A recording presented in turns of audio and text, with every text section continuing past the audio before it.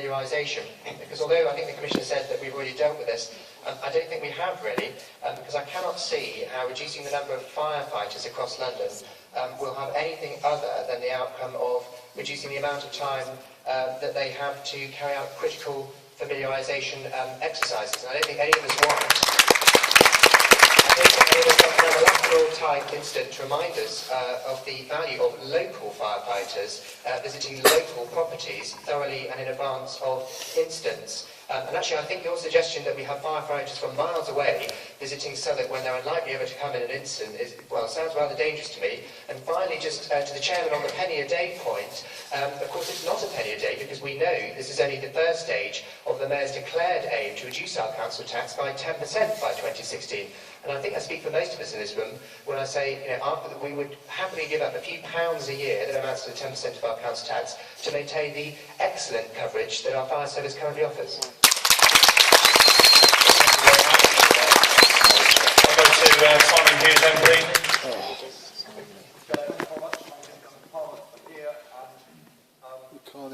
We can't hear you. Simon Hughes, Member of Parliament for here, and have been privileged to be that, and for 3 fire stations, Dockhead, Old Kent Road and Southwark Bridge Road, and through you, Chair, to the Commissioner, just to say thank you to the Commissioner and his predecessors for having kept many of my constituents safe and saved their lives over all the time I've been the MP, not least in places like I'll deal with that in a second.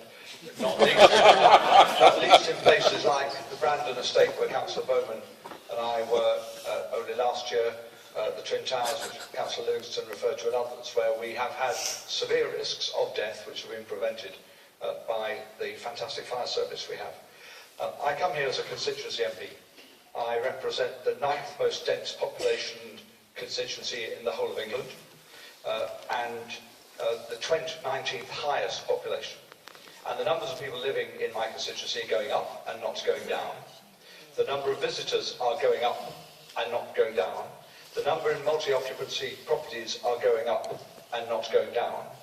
And therefore it seems to be absolutely ludicrous that the proposal means that for significant numbers of my constituents, the time to attend will go up and not go down. And that for me is the real test. How long, and Val Shawcross made a similar point, how long is the real fire engine going to take to come to the property where the fire, that's the test. And I'm going to make a practical proposition. I just want to deal with the cost point. I've been MP under Labour, Tory and coalition governments, under Tory and Labour government at City Hall, or the GLA. There have never been more fire stations or more fire engines. We have lost them in my patch in the past, including at Dockhead. So we can have political debates, but the debate has never been to increase the fire service, it's always been to reduce it. And my view is that it's possible to square the circle of the reductions in the budget without going down this road. And I just want to make 2 suggestions as to how.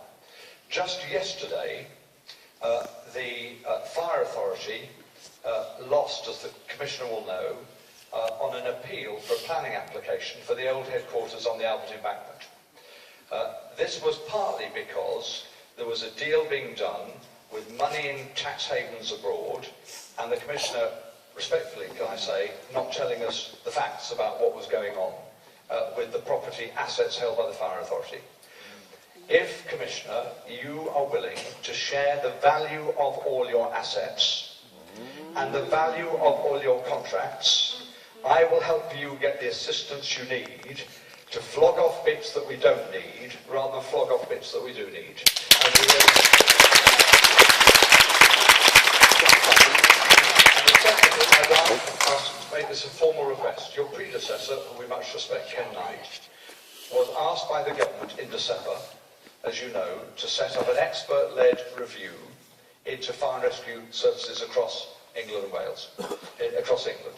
And what he was asked to do, and he's going to report shortly, was to identify savings and reductions without reducing service. I would ask you to wait for his report and then engage with the recommendations, which are about how you increase the service, or at least hold it, while looking for savings and reductions in other ways. And I think if you were willing to do that, we could end up keeping our 3 fire stations in Southwark with the same number of engines. We could keeping the number of people around the room who work for us, and London would feel much safer and more comfortable. I am not the only person who's willing to pay the extra penny a week and a penny a day, 7p a week. I'm sure that every single person in this room would. Can I just add one last thing? 3 times your officers have saved my house from being burnt down in 30 years. Once when the garage next door caught fire and exploded, and they rescued it when nobody was in. Once when a council office, which was the old housing office, then empty, was invaded by kids who set light to the council office, and again they saved the house. And once when I came back early in the morning and there was an electrical fire, I know when I was at my house waiting for your officers to come, how much every second counts. I know that another minute probably would have meant that my house would have been burnt down. I might have escaped, but other people less able-bodied than me in the same situation might not have escaped. I'm not willing to support proposals that risk increased attendance times for any single constituent of mine.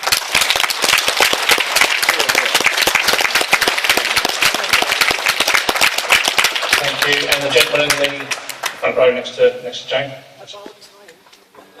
Yeah. Oh, he's getting a sign. Well, it's worth holding a hand up for long enough. The whole meeting, eventually you get there. My name's Councillor David Oakes. I'm a Cathedrals Ward Liberal Democrat councillor, so I represent the ward that includes Southwark Station. And it'll come as no surprise to you that we are totally opposed to the closure of Southwark Fire Station. I'd just like to also point out that tonight in the audience there are about 20-25 that I can see already of my constituents, Cathedrals Ward constituents, who turned out tonight. There was also a local Tenants and Residents Association in my ward, TNRA, who set up at short notice a public meeting and invited Southwark fire officers to come and speak to, and that was attended by over 70 people. I can assure you there is no lack of opposition in Cathedrals Ward to the closure of Southwark Fire Station.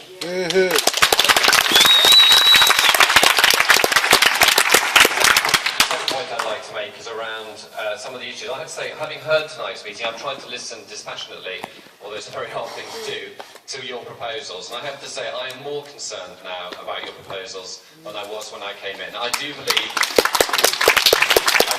that Inner London is going to be worse off if these proposals go through.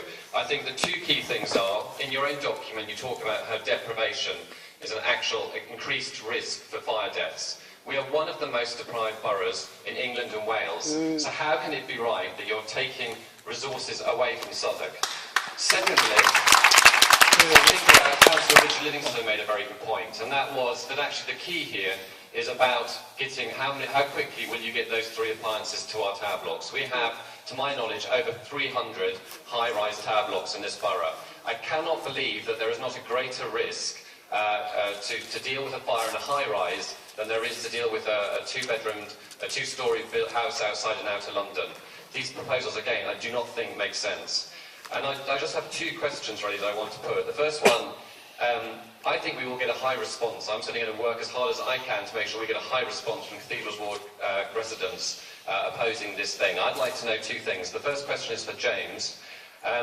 Actually, all parties make cuts, certainly all the big parties make cuts, but actually we also have quite big budgets, and we also have choices to make about those cuts that we make. If we get a very high response opposing these proposals, will this consultation actually mean anything? Will you potentially change your plans? Boris is a big hitter in the political world. He can stand up to the government if he wants to, and he should do. Yep. And secondly, I haven't heard a single justification tonight about why Southwark Fire Station particularly is proposed to be closed. Could you explain why?